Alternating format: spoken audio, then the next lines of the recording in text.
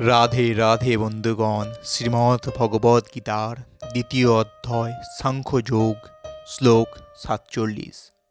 কর্মণ্যবাধিকারন্তে মা ফলেষু কদাচনা মা কর্মফল হেতুর্ভূ মাতে সঙ্গহ কর্মণি। অর্থাৎ স্বধর্মবিহিত কর্মে তোমার অধিকার আছে, কিন্তু কোনো কর্মফলে তোমার অধিকার নেই।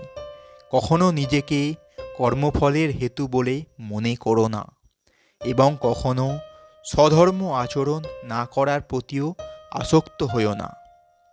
এর তাৎপর্য, এখানে আমাদের তিনটি জিনিস সম্বন্ধে বিবেচনা করতে হবে। ১. কর্তব্য কর্ম, ২. খেয়াল খুশি মতো কর্ম এবং ৩. নিষ্কর্ম।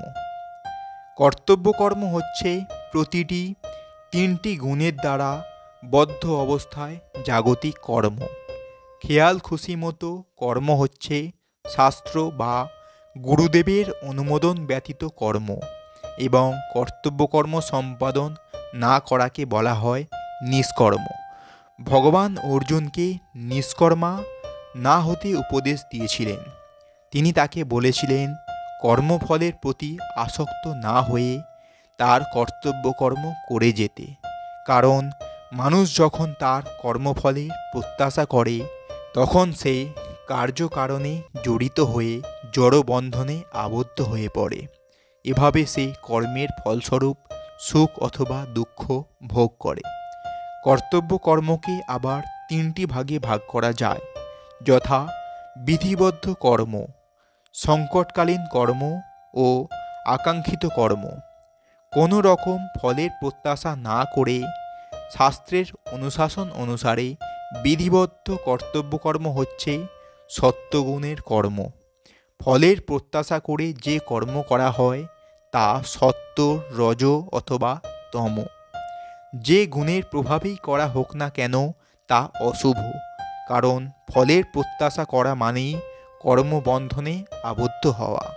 কর্তব্য কর্ম সকলকেই করতে হয়, কিন্তু কোনো রকম ফলের প্রত্যাশা না করে নিরাসক্তভাবে সেই কর্ম করতে হয়। এই প্রকার ফলের আশাহীন কর্তব্যকর্ম নিঃসন্দেহে মুক্তির পথে চালিত করে। ভগবান তাই অর্জুনকে উপদেশ দিয়েছিলেন ফলাফল না ভেবে নিরাসক্তভাবে যুদ্ধ করে তার কর্তব্যকর্ম করে যেতে। তার যুদ্ধে যোগ না দেওয়াও ছিল অন্য এক প্রকারের আসক্তি। এই প্রকার আসক্তি কাউকে মুক্তির পথে চালিত করে না।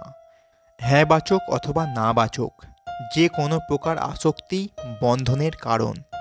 কর্তব্যকর্ম থেকে নিষ্কর্মার মতো বিরত থাকা পাপ।